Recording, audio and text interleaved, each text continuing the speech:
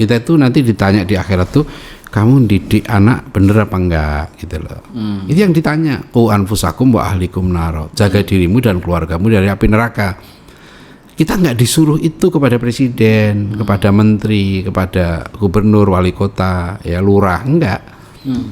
Ya, kepada para pemimpin itu tugas kita apa? Tausiah, menyampaikan dakwah, nasihat, kan itu ad-dinun nasihat. Kewajiban kita itu. Kan makanya tergantung. Kita mendefinisikan mungkar itu apa? Korupsi itu mungkar.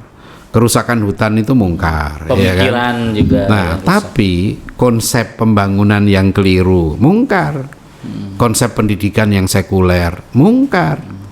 Pembangunan hanya untuk meningkatkan ekonomi, pendapatan, tapi tidak meningkatkan iman takwa, akhlak mulia, itu mungkar. Assalamualaikum warahmatullahi wabarakatuh. Selamat bergabung kembali di channel Adian Husaini. Kita besok insya Allah masuk tahun 2026 ya. Nah, bagaimana nih kita nih ya, ngobrol dengan Mas Hadi menyambut 2026 nih? Optimis, pesimis atau apa nih yang mungkin saya kan sudah tidak muda lagi ya. Dan isu-isu di medsos ini gimana sih sekarang gambaran orang tentang terutama di kalangan masyarakat atau generasi muda kita ini menyongsong 2026 ini kira-kira pesimis atau optimis ya dia? Kalau kita lihat di media sosial yang saya amati 50-50 ada yang bilang cemas, ada yang melihat optimis ya. Tapi lagi-lagi yang melihat cemas memang melihat realita di lapangan birokrasi, lalu yang kedua kemudian lambatnya pemerintah dalam bencana dan sebagainya. Tapi optimisnya banyak beberapa di lapangan ya, itu harmonisasi antara ulama, umaro, lalu kemudian rakyat ya, tidak seperti masa-masa sebelumnya gitu Ustaz. Tapi kalau saya sih sebagai anak muda yang umur sekarang 36 tahun masih muda Ustaz ya. Udah tua. Udah tua Ustaz ya. Pak siapa? Safruddin Prawinegara jadi Menteri Kemakmuran. Jadi Presiden PDRI ya kan, atau Ketua PDRI tepatnya. Itu 34 tahun. Saya 36 tahun baru jadi Kepala Biro Perpustakaan Ustaz. Jadi sudah tua itu. Sudah tua Ustaz ya. Jangan bilang muda. Iya gini. Nah gimana Ustaz? Kita katakanlah merespon tahun baru yang akan kita hadapi bersama di 2026 ini Ustaz. Ya sebenarnya ini kita tuh kan nggak punya pilihan. Kecuali harus optimis. Kan sebagai orang Muslim itu kita boleh saja memprediksi sesuatu akan terjadi, tapi sebagai pribadi apakah kita itu berharap pesimis atau optimis menghadapi 2026 itu kan bukan pilihan. Karena kita harus optimis dan harus berjuang ke depan lebih baik lagi.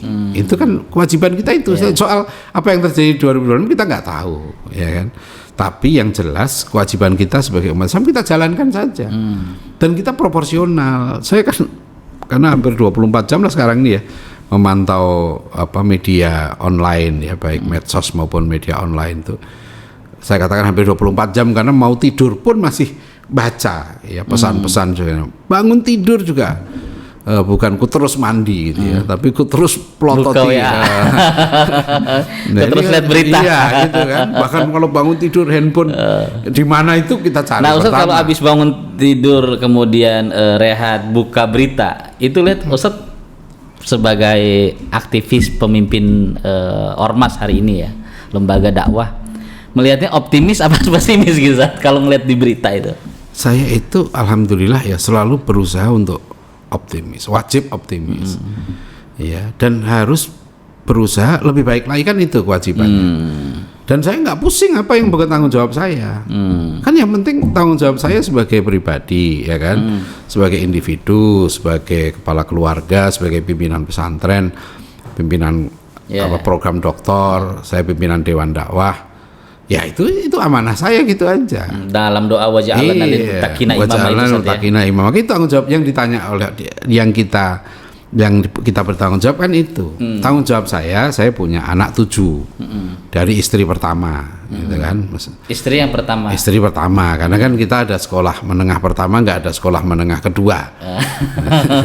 Jadi 7 anak, ya itu tanggung jawab saya. Saya kan nggak pusing. Maksud saya nggak pusing itu, saya nggak bertanggung jawab apa yang dikerjakan presiden. Apalagi kalau Ustaz yang dikerjakan menteri, ya kan? Dapat amanah jadi menteri pemberdayaan perempuan gitu ya. Itu candaan yang jangan dianggap serius. Jangan dianggap serius ya. Saya kan bilang memang saya jadi menteri. Tapi itu, Ustadz itu kalau bercanda dan gak bercanda orang anggapnya serius juga. ya benar kan, yang saya sudah teruji bisa memberdayakan perempuan. Sejak mahasiswa saya itu ketua bidang keputrian. Sejak? Iya, saya waktu di LDK? Di Lembaga Dakwah Kampus IPB, Badan Kerohanian Islam IPB itu, ya kan, tahun 1996 ya, 86, 1986 sampai lupa 1986 itu, saya itu wakil ketua satu istilahnya dulu, bukan ketua umum, ketua satu saya membawai 2 bidang, bidang kaderisasi dan bidang keputrian. Jadi anak buah saya dari dulu perempuan. Kenapa saya menghadapi begitu? Orang percaya sama Ustadz gitu. Iya, saya dianggap orang baik lah. Orang baik ya, baik dan ganteng gitu. Iya, iya banyak yang ngejar-ngejar saya gitu. Oh gitu Ustadz ya? Iya, mau mukulin maksudnya. Tapi yang ngejar-ngejar hanya terima satu aja Ustadz ya? Enggak, saya malah justru saya punya dulu, saya enggak menikah dengan murid saya atau pengaji, enggak. Jadi Bu Mega ini yang sekarang jadi istri Ustadz? Iya, ini kecelakaan. Nggak sengaja, takdir aja gitu loh. Enggak, arti kecelakaan ya accident. Sudah, saya maunya bukan ini, terus Allah ngasih ini, ya sudah diterima. Insyaallah ya. Begitu. Jadi gini, kembali ke tadi itu ya. Jadi kalau kita 2026, kita sebagai pribadi ya, sebagai pribadi Muslim, itu kewajiban kita laksanakan, itu yang kita pertanggungjawabkan di hadapan Allah. Kita itu nanti ditanya di akhirat tuh, kamu didik anak bener apa enggak gitu loh. Itu yang ditanya. Qu anfusakum wa ahlikum naro, jaga dirimu dan keluargamu dari api neraka. Kita nggak disuruh itu kepada presiden, kepada menteri, kepada gubernur, wali kota, ya lurah, enggak. Ya, kepada para pemimpin itu tugas kita apa? Tausiah, menyampaikan dakwah, nasihat, kan itu ad-dinun nasihat. Kewajiban kita itu. Man ra'a minkum mungkaran falyughayyirhu biyadihi. Nah, makanya saya harus hati-hati membaca pernyataan. Ada Pak Mahfud MD bilang ormas-ormas Islam sekarang ini kurang nahi mungkar, banyak pro pemerintah. Apa benar itu Ustaz kemarin yang itu kan sempat ramai ya, ucapan Pak Mahfud. Sekarang kan makanya tergantung kita mendefinisikan mungkar itu apa. Korupsi itu mungkar, kerusakan hutan itu mungkar, pemikiran ya kan? Juga. Nah, tapi konsep pembangunan yang keliru mungkar, konsep pendidikan yang sekuler mungkar, pembangunan hanya untuk meningkatkan ekonomi, pendapatan, tapi tidak meningkatkan iman, takwa, akhlak mulia, itu mungkar. Nah, kami serius dari dulu. Pak Nasir dari dulu juga mengkoreksi itu. Iya kan, bagaimana pemikiran sekularisme, binaan itu Sat ya. Difaan itu. Jadi kalau kemungkaran tadi jangan hanya dimaknai kemungkaran yang kelihatan, yang pelacuran, korupsi, betul. Kemusyrikan itu kemungkaran paling besar. Inna syirka la dzulmun adzim. Syirik itu kezaliman yang besar. Korupsi harta itu mungkar, itu zalim. Tapi orang musyrik menyekutukan Allah, itu kemungkaran lebih besar lagi, karena dia merampas hak Tuhan, hak Allah untuk diibadahi satu-satunya, nggak ada yang lain selain Allah. Itu hak Allah, hukukullah kan itu. Ya, jangan kemudian orang menyekutukan Allah dengan yang lain. Nah, dia merampas hak Tuhan. Gitu di situ. Nah, makanya dikatakan inna syirka la dzulmun adzim, kan itu Luqman nasihati anaknya. Jadi saat antara optimis ya dan cemas. Iya. Ini kan artinya kita tergantung orang mau meninjau dari sisi yang mana saat ini. Iya. Kita melihat sekarang ini ya. Sebetulnya ketika setahun pemerintahan Pak Prabowo itu saya sudah lihat ya. Tapi 2026 itu seperti apa? Saya melihat sekarang pencermatan saya terhadap media online ya. Media medsos dan lain-lain. Memang ini kalau tidak hati-hati nih ya, terus terang, kalau tidak hati-hati nih pemerintahan Pak Prabowo ini bisa kondisi bisa berbahaya. Ya. Dan ini nasihat ya. Iya, bisa berbahaya. Artinya betul-betul ya. Pertama saya sampaikan itu ya kepada menteri, kepada itu ya, mohon betul-betul sekarang mohon pertolongan kepada Allah, mendekatlah kepada Allah. Nggak ada pilihan kita ini. Tantangan yang dihadapi oleh pemerintahan Pak Prabowo ini terlalu besar. Ya. Dengan kondisi dan situasi di mana Pak Prabowo itu naik karena dukungan berbagai kekuatan politik yang tentu saja para pendukungnya ini kan minta imbalan. Iya kan, kita secara politik kita saya harus memahami itu. Oh, saya maunya Pak Prabowo begini loh, ngangkat menterinya begini, iya kan, programnya begini, itu mau saya. Tapi saya kan juga melihat Pak Prabowo ini bukan Raja Salman, gitu loh, bukan Amir Qatar. Atau yang istilah dulu Cokro Raja Jauh tanpa mahkota saat ya. Nah, ya kalau itu ibarat, tapi artinya Pak Prabowo ini bukan raja, bukan kaisar, bukan khalifah. Kekuasaan dia sangat terbatas. Dengan sisi-sisinya. Kekuatan ekonomi siapa yang pegang di Indonesia? Ya kan? Nah, kekuatan yang lain-lain macam-macam gitu ya. Maksud saya gini, dalam arti saya memahami karena saya wartawan politik lah gitu ya. Situasi politik ya, saya berharap menurut pencermatan saya ini tantangan Pak Prabowo itu berat sekali. Bahkan waktu kami Ormas Islam ketemu beliau pun beliau sudah menyampaikan itu. Berat tantangannya. Ya, di istana waktu berbagai ormas yang diundang audiensi yang rame-rame itu, bukan audiensi, pertemuan di istana setelah Hambalang tuh, Bapak juga nyampaikan lagi, berat tantangannya. Korupsi itu di mana-mana kok, bukan hanya di atas, di jalan-jalan, di mana-mana itu. Sampai masuk ke kampung-kampung saatnya. Di pendidikan juga kan kita tahu yang kita itu ngelola pendidikan dari TK sampai perguruan tinggi itu di lapangan seperti apa. Nah, saya memahami itu, makanya satu gitu ya, yang kita harapkan ya, insya Allah lah Pak Prabowo juga menteri-menterinya sadar ini berat nih tantangannya, ya. Perlu pertolongan Allah dah gitu. Kita berdoa serius, ya Allah tolong selamatkan. Ya, selamatkan. Mereka berarti taubat nasional. Ya, taubat nggak usah rame-rame lah. Kan nanti taubat nasional terus acara rame-rame. Enggak lah. Sekarang seremonial. Enggak begitu. Sekarang harus justru kalau taubat tuh nggak usah ditunjukkan orang, ya kan. Ditunjukkan dengan perbuatan dan nanti kebijakan yang baik gitu. Nah, kewajiban kita sebagai ormas seperti Dewan Dakwah ini apa? Menyampaikan tausiah, amar ma'ruf nahi mungkar, ya kan. Nah, mungkin ada yang caranya keras, bahasanya tajam lah gitu ya. Atau diketahui oleh khalayak ramai, Ustaz ya. Kita kan harus ada, ketika kemungkaran itu bentuknya konseptual, nggak bisa kita hanya teriak, kita harus riset. Itu yang kita lakukan ketika kasus Rempang. Kita turunkan tim loh ke Rempang Dewan Dakwah. Iya. Dan kita buat analisis mengapa terjadi. Nah, analisis itu kami sampaikan melalui MUI waktu itu. Karena ada pertemuan dengan pihak pemerintah. Ya, kita nggak ingin menonjolkan Dewan Dakwahnya gitu. Kita sampaikan hasil penelitian kita tentang kasus Rempang itu melalui termasuk MUI. Yang undang-undang ini pernikahan saat ya. Iya, termasuk sekarang undang-undang pernikahan. Itu kan juga bagian dari amar ma'ruf nahi mungkar kan. Kita banyak terima aspirasi tentang peringatan Natal bersama kemarin. Dan ada yang WA saya berkali-kali, ya kita usahakan. Jadi kita nggak berhenti semampu kita. Ya, jadi itu kembali ke 2026. Menurut saya ya tidak ada pilihan kecuali kita harus optimis. Nggak ada pilihan menurut saya.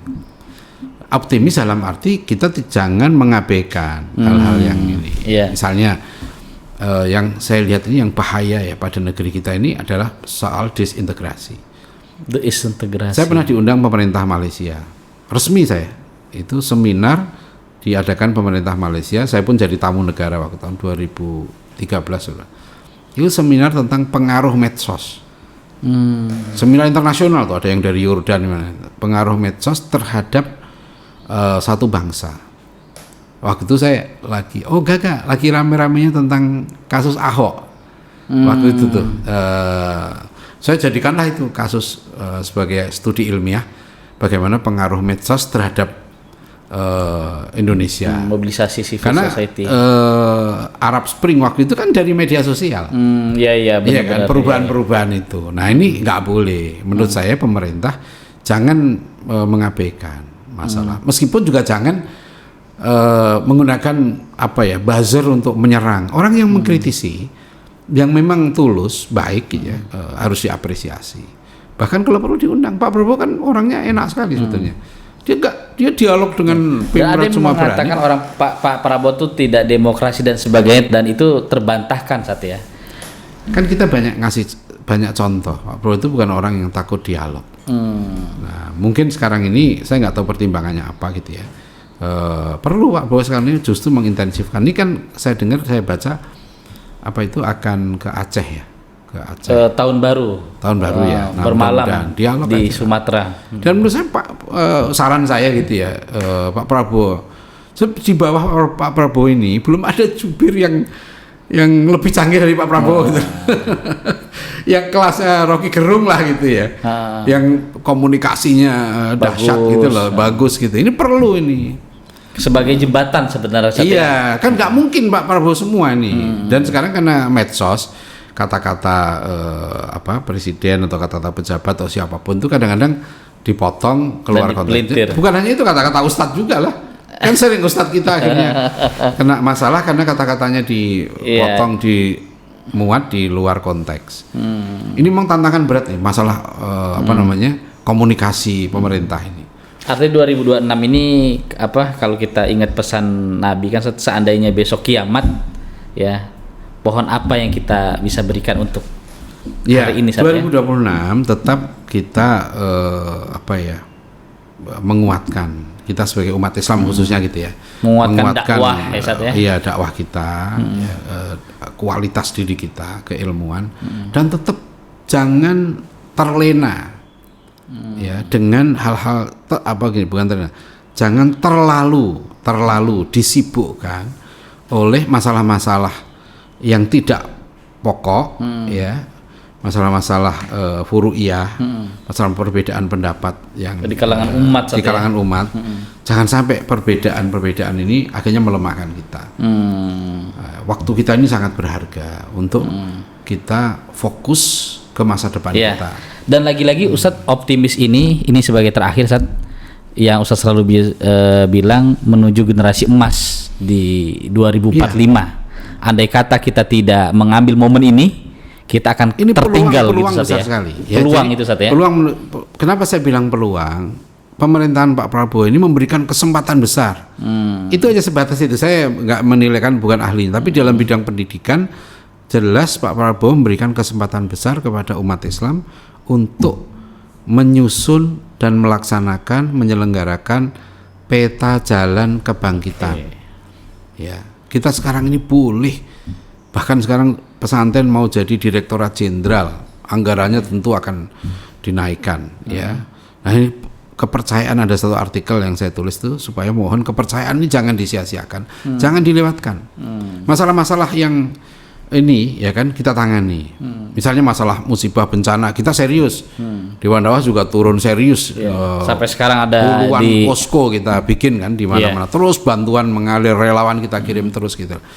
Tapi kita juga jangan lupa ada hal yang pokok nih, gitulah, pendidikan kita, kaderisasi kita, manusianya, SDM kita ini. Jadi jangan sekarang kita begini, 10 tahun lagi begini juga, kan nggak boleh begitu. Jangan terlena, tapi tetap optimis. Masalah ekonomi ya jelas tantangannya bukan ringan, ya. Tapi saya juga sering mengatakan nggak usah khawatir, Allah jamin rezeki kok. Ya, jamin rezeki kalau orang itu dia bertakwa, kalau orang itu berjuang di jalan Allah, menolong agama Allah, itu dijamin rezekinya. Belajar yang benar, yang serius, yang ikhlas, supaya jadi orang bermanfaat, itu niatnya. Ya, nanti mau ditempatkan di mana, ya itu ada insya Allah tidak akan menyia-nyiakan. Kita ini optimis karena negeri kita ini merdeka tanpa pemberian bangsa penjajah Ustaz ya. Ya. Di tengah kemiskinan, keterbatasan yang dimiliki oleh bangsa kita, para pejuang, para mujahid. Ada potensi-potensi yang kita miliki. Pertama tentu umat Islam Indonesia ini jumlah sangat besar ya kan, 240 sehingga menjadi perhatian dunia karena kita 240 sampai 250 juta orang muslim ya, itu besar sekali. Yang kedua, karena umat Islam Indonesia ini punya religiusitas yang tinggi. Berbagai survei mengatakan orang Islam Indonesia itu religius. Tetap apa-apa itu nanya agama. Bapak nanya agama. Di saat yang sama ada survei, ya kan? Presiden gini-gini agamanya gimana kan gitu ya kan. Jadi religiusitas agama itu masih dibutuhkan. Agama itu penting. Nah, itu penting di sini. Ya.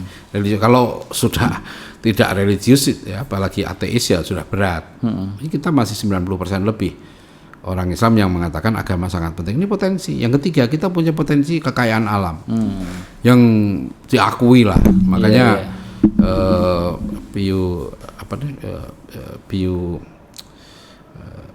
PwC PricewaterhouseCoopers memperkirakan Indonesia akan menjadi kekuatan ekonomi keempat terbesar tahun 2050 nanti. Itu kan kekayaan alam kita masih dahsyat nih. Belum laut segala macam ya, darat, mineral dan sebagainya, itu dahsyat. Yang keempat, kita punya kekayaan historis, kekuatan dialog intelektual. Tradisi yang saya tulis dialog. Nah, itu yang tulis dalam buku ya, dialog bersama. Setajam-tajamnya ya, dengan berbagai ideologi ya Sat ya. Orang Islam itu mayoritas dan minoritas Sat ya. Kita bisa ngopi duduk bareng Sat ya. Ya, jadi kita punya empat modal Sat ya. Satu lagi menurut saya, khusus kita di Dewan Dakwah, kita punya contoh, kita punya model, kita punya warisan sejarah, warisan intelektual, legacy. Kita tuh ada begini-begini, Pak Nasir dulu begini loh waktu ngatasi masalah. Pak Syafruddin begini loh. Mr. Muhammad Tarum begini kan gitu. Pak Prawoto begini kan gitu. Sehingga kita nggak hilang arah Sat ya. Nah, kita punya. Coba bayangkan kalau kita nggak ada tokoh-tokoh ini. Ini kan keteladanan kita ya menyikapinya Sat ya. Betul, menyikapi situasi sekarang ini, apalagi kita punya Rasulullah SAW kan. Punya sahabat ya, sahabat-sahabat Nabi generasi terbaik. Ada contoh. Jadi kekayaan sejarah, baik sejarah peradaban Islam maupun sejarah Islam di alam Melayu dan ketokohan para tokoh kita ya, jangan dilepaskan, jangan dibuang ya kan. Nah Sat, ini ada ungkapan Pak Nasir waktu zaman Orde Baru Sat. Ketika ada orang ketika itu merasa pesimis lah dengan Orde Baru. Pak Nasir mengatakan pemerintah itu silih berganti, tapi negara itu tidak boleh berganti, kata Pak Nasir. Ya, ini kan Pak Nasir itu di tengah-tengah situasi tahun 50 itu kan. Situasi yang Indonesia terpecah jadi Indonesia Serikat saja. Pak Nasir optimis kok. Kalau nggak optimis, mana bisa mosi integral itu. Dan dia datang dan dialog langsung saja, dia datangi ke tokoh-tokoh. Waktu itu orang mungkin banyak yang nggak terpikir dengan cara yang dilakukan Muhammad Nasir. Ya, bisa melobi semuanya, kemudian menyepakati membubarkan dulu RIS, ya kan, masuk ke NKRI. Ya kan? Yang dijual kan menarik. Nasir yang dijual Soekarno Hatta. Jadi disitulah ya kebijakan hikmah yang dalam buku Fikih Dakwah itu banyak dibahas tentang hikmah. Kalau Pak Nasir jualan dirinya, nggak bisa bersatu Indonesia. Tapi walaupun dia sebenarnya real, kan? Bisa mungkin Zat ya. Bisa kan waktu itu kan tapi dia real. Iya. Rakyat Indonesia itu mengakui presidennya Soekarno. Wapresnya Hatta. Itu real. Nah, itulah politik kadang-kala politik itu memang the art of possibility kan. Berarti Sat tadi modal kita itu apa Sat? Yang pertama mayoritas ini besar. Yang kedua religiusitas yang sangat tinggi. Nah, ketiga kekayaan alam. Keempat tradisi dialog harus dipertahankan. Nah, kelima kita khazanah pemikiran dan role model para tokoh kita. Oke. Dengan modal ini insya Allah kita optimis terus ya kan. Pokoknya apa sih yang dikhawatirkan kita sekarang? Ya kan? Kita sebetulnya bahkan di masa Pak Prabowo ini kita merasakan ya kampus-kampus kita isu-isu ekstrim, radikal, teroris sekarang hampir nggak ada muncul lagi, ya kan? Jadi artinya umat Islam diberikan kesempatan. Gitu ya. Kita tidak bergantung pada pemerintah, kita hanya bergantung pada Allah. Tapi yang kita doakan, kalau saya mendoakan mudah-mudahan para pemimpin kita, presiden, menteri, amanah, ya, terus diberikan amanah dengan baik, diberikan perlindungan, diberikan kebijakan, wisdom, hikmah, ya, karena ini tantangan berat. Tapi terakhir saya ingin gini ya, kadang-kadang kita itu menjadi pesimis karena memang kebanyakan baca medsos yang sejenis, yang algoritmanya itu memang nyerang pemerintah. Disiapkan saya baru paham itu, ada teman yang ahli IT. Saya bilang ini kok isinya begini-begini, ya. Ternyata dia bilang, Ustadz memang begitu. Algoritma yang masuk ke medsos saya itu memang yang selalu menyerang pemerintah. Sebetulnya gini loh, kita harus kritis, wajib kalau bagi Islam ya, mengkritisi pemerintah itu bukan hak, itu kewajiban. Nah, caranya gimana? Bil hikmah. Wal mau'izatul hasanah wajadilhum billati ahsan. Itu kan metodenya kita. Ya wajib lah pemerintah, kalau nggak dikritik ya kita dosa kalau nggak mengkritik pemerintah. Caranya saja. Nah, yang kedua dengan elegan. Jadi gini, ini kita tuh kalau saya wartawan ya harus paham bahwa membangun opini itu tidak sama dengan fakta. Misalnya gini ya, contoh opini dia. Ada wajah ini cantik, dia ada beberapa jerawat, 3-4 jerawat gitu. Nah kalau yang dia sorot di wajah itu, ya itu hanya jerawat 1, jerawat 2, jerawat 3 yang di zoom terusnya, masyarakat kehilangan gambaran besar tentang wajah tadi kan orang. Gimana ya? Gitu. Ya akhirnya tergambar, jelek ya wajahnya gitu. Nah makanya cobalah gambaran besar itu saya sampaikan waktu dialog tentang kerukunan umat beragama di One Team Press. Pernah saya diundang Dewan Pertimbangan Presiden zaman Pak Ma'ruf Amin waktu itu, zaman Pak SBY, itu tentang bicara kerukunan umat beragama. Karena ada yang menggambarkan kerukunan umat beragama Indonesia sudah hancur gitu kan. Setelah kasus gereja Yasmin waktu itu kan. Di Bogor Di Bogor ada yang pendeta Ciketing gitu kan. Ciketing. Sampai masuk perhatian Menteri Luar Negeri Amerika Hillary Clinton waktu itu. Di One Team Press itu saya sampaikan, jangan melihat kerukunan itu dari kasus dong. Itu kan tidak adil. Kasus betul ada, jerawat tuh ada. Tapi melihat kerukunan Indonesia, lihatlah wajahnya, tetap dia cantik secara umum. Ya kan secara umum kita nggak ada masalah sehari-hari juga. Orang pergi ibadah masing-masing menurut agamanya masing-masing, ya kan. Ada kasus, kasus selesaikan. Itu biasa dalam. Kadang itu dijadikan proyek oleh kelompok tertentu untuk cari. Sama lah kalau orang baca sejarah Islam. Carilah zaman ini pergantiannya ini, Umayyah ke Abbasiyah bunuh-bunuhan, iya kan? Kejar-kejaran saling bunuh. Itunya. Cuma Bani Umayyah itu berapa ratus tahun, Bani Abbasiyah itu berapa ratus tahun. Terus Anda membaca Bani Umayyah dan Abbasiyah dari 1-2 peristiwa. Sama kayak apa hebatnya sahabat Nabi? Mereka juga bunuh-bunuhan kok. Mereka juga dalam perang Jamal, itu bunuh-bunuhan. Itu orang-orang yang dijamin masuk surga oleh Rasulullah SAW. Tapi kalau hanya yang itu di zoom, akhirnya, ternyata sahabat Nabi itu nggak ideal kan gitu. Nah itu. Padahal bentangan yang begitu luas ya. Sama kayak wartawan nanya saya, Ustaz, pendidikan kita kacau apa? Guru dikriminalisasi. Saya tanya, berapa yang dikriminalisasi? Kan itu ada Ustaz di Kalimantan guru dikriminalisasi. Ya saya tanya berapa orang? Jumlah guru kita berapa? Ulama dikriminalisasi. Iya, ulama dikriminalisasi. Saya tanya berapa orang? Gitu. Jadi kalau kita proporsional membaca itu, pentingnya kita berpikir kritis. Ya, saya juga wartawan, saya tahu kok cara membangun opini. Ya. Misalnya nih, saya nggak suka dengan orang yang demo. Ya, yang demo 100 orang. Yang 97 pinter-pinter, bagus argumentasinya. Kelihatan saya lihat ada 3 yang kelihatan pelongo-pelongo. Pelongo-pelongo. Itu yang saya wawancara. Ya kan? Mengapa Anda ikut demo? Saya nggak ngerti kok, saya dibayar aja. Udah buyar tuh buyar. Besok saya tulis judulnya kan. Demo bayaran. Padahal pengakuan ini. Lah, pengakuan sama. Nah, gambar besar itu penting kita. Karena sekarang media ini, kita tahu ilmu media ini bisa digunakan untuk kebaikan, bisa digunakan untuk kejahatan. Sama-sama media, sama-sama tidak salah loh. Itulah seperti pisau pisau. Nah, Itu makanya gunakan media itu, apalagi sekarang kan semua orang sekarang bisa menjadi wartawan, bisa menjadi produser, bisa menjadi penerbit, editor, semuanya. Saya dengan satu handphone ini. Iya, saya itu jadi wartawan. Untuk tulisan saya disiarkan, dibaca masyarakat itu perlu 5 tahap.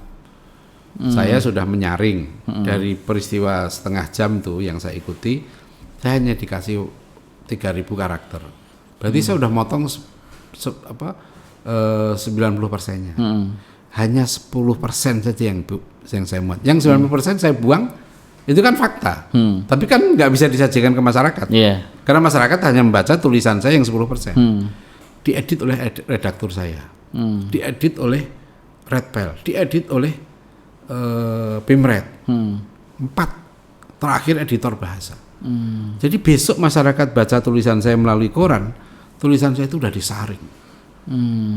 Dan untuk saya punya hak menjadi wartawan waktu itu, menjadi anggota PWI, saya diuji 6 bulan. 3 bulan saya tes tiap hari, lulus tahap pertama. 3 bulan lagi saya diuji lagi, lulus tahap kedua. Baru saya terima kartu. Kartu pers itu kartu pers itu biru. Itu pun, ini mungkin saya tunjukkan kartunya. Wah, ini langsung asli. Ya. Masih muda itu Sat ya? Hah? Masih muda Sat. Oh keren ya.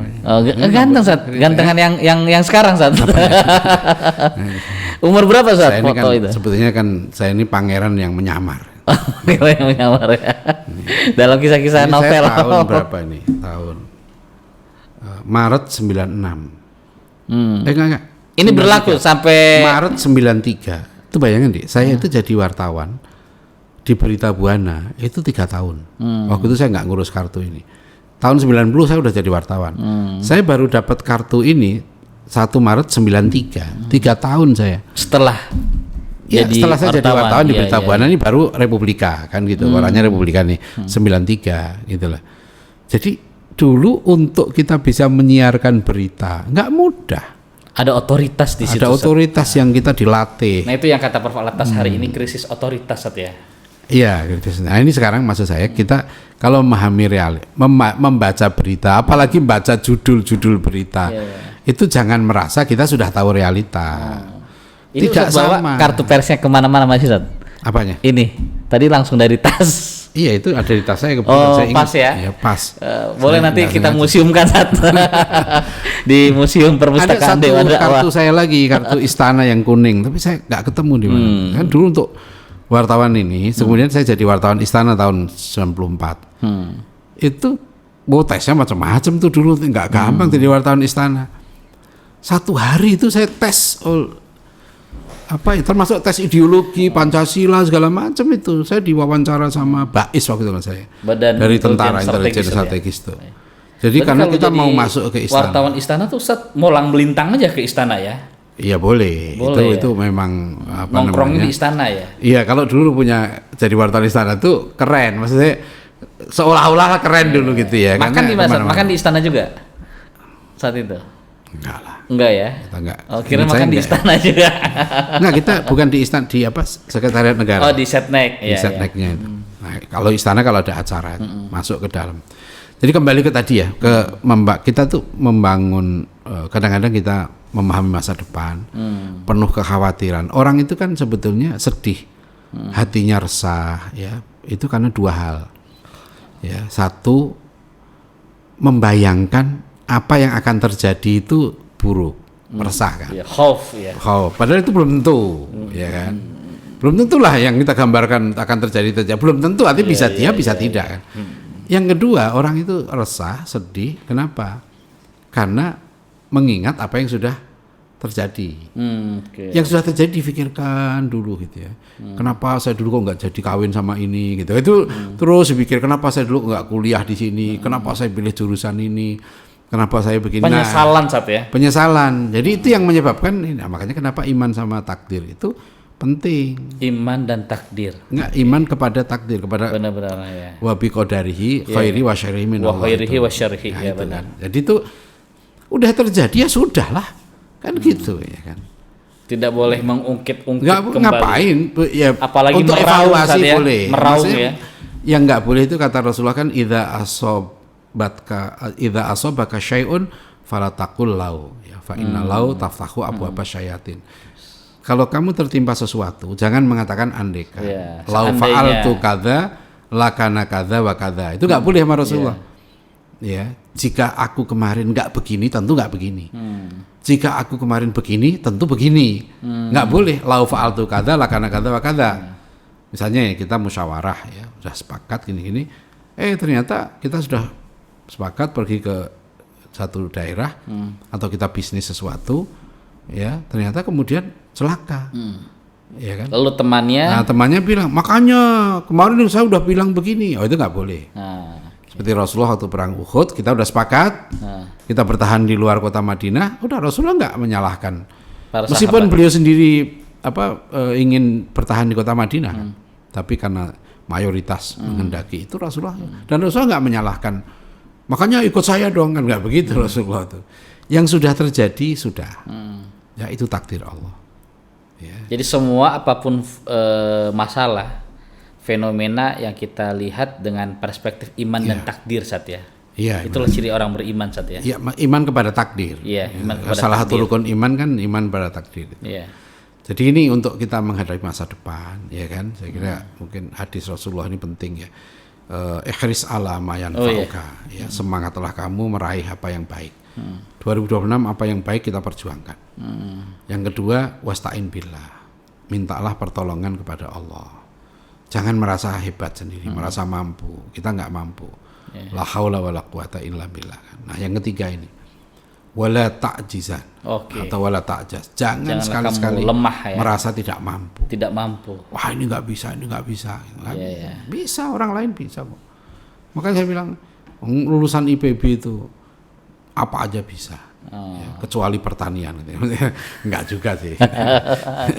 Lulusan IPB itu apa aja bisa, apalagi pertanian. Apalagi pertanian. Apalagi mahasiswa lulusan dakwah kan. Dakwah aja bisa, apalagi yang lain. Oke. Dan nggak ada jurusan dakwah itu pengangguran, Sat? Nggak ada ya. Jurusan apapun sebetulnya nggak ada yang nggak ada pengangguran ya. Mana ada orang nganggur kalau dia bersihin Ada masjid. kuliah di jurusan ekonomi, katanya di kampus bagus jurusan ekonomi, akhirnya jadi jualan online gitu. Itu kan kerja dia, Sat, ya. Enggak, kerja itu bukan hanya kerja itu. Ke dalam Islam, bekerja itu beramal. Beramal. Jadi, Aminu amin. Iya, Salihah. apa aja. Kalau kan tidak semua orang wajib kerja cari duit. Iya kan?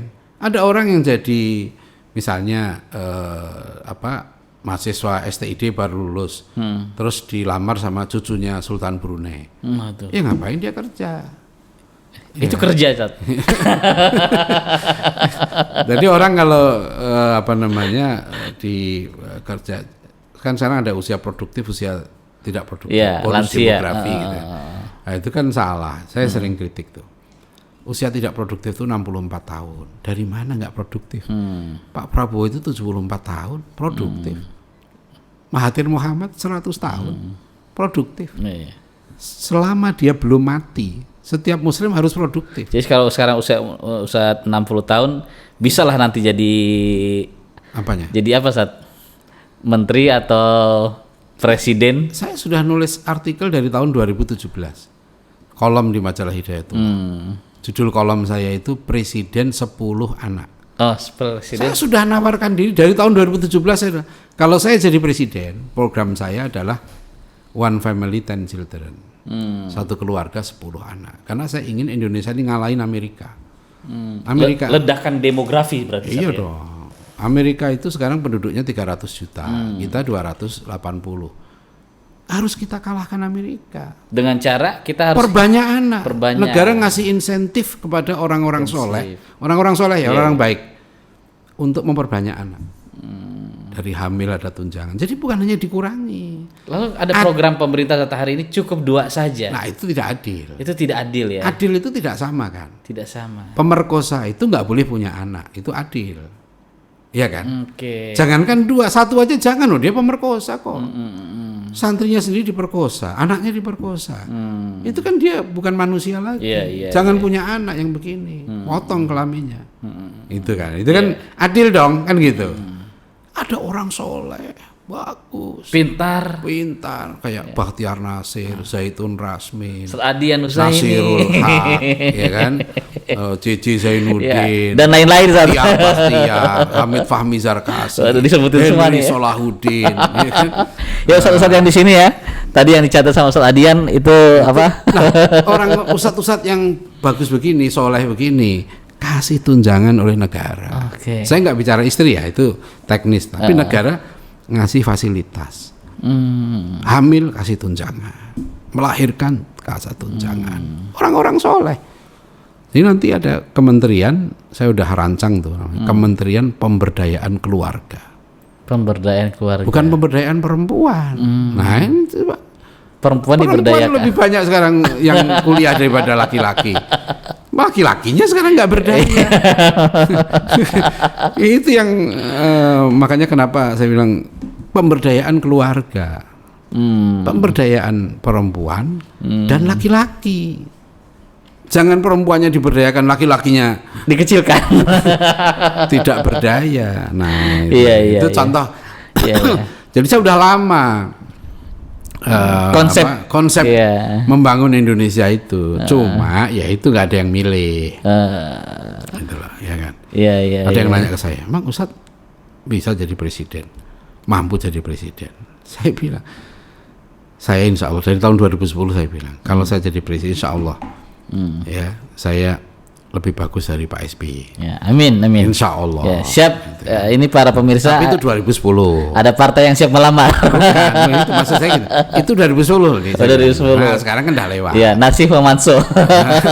2010. Karena waktu itu saya cuma ditanyakan, "Saudara siap mimpin organisasi Islam?" Loh, jangan kan mimpin organisasi Islam, Pak. Saya mimpin negara, insya Allah siap. Kenapa? Saya bisa khutbah, Pak. Saya bilang gitu.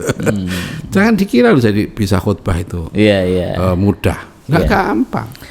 Ya. Baik, Ustaz. Jadi ini Masya Allah ya. Saya simpulkan dulu ya. Jadi tadi itu kalau kita optimis ke depan, tadi itu kita kok jadi kemana-mana ya. Yang penting semangat ya. Kemudian minta pertolongan kepada Allah. Jangan merasa tidak mampu. Nah, keempat, jangan menyalahkan masa lalu. Jangan menyalahkan masa lalu. Sudah masa lalu sudah lewat. Ya. Kita sekarang Bahkan doa Nabi kan, Ustaz, Allahumma inni a'udzubika minal hammi wal hazan ya. Wal hazan. Nah, itu. Jadi ini memang insya Allah lah kita doa kita semua ya. Mudah-mudahan bangsa kita ini, negeri kita ini diselamatkan oleh Allah. Amin Ustaz. Ya, diberikan kekuatan, bimbingan pada para pemimpin kita untuk bisa menjalankan amanah sebaik-baiknya. Dan kita terus optimis, Ustaz, ya. Optimis, Allah. Bismillah. Ya. Baik, terima kasih. Assalamualaikum warahmatullahi wabarakatuh.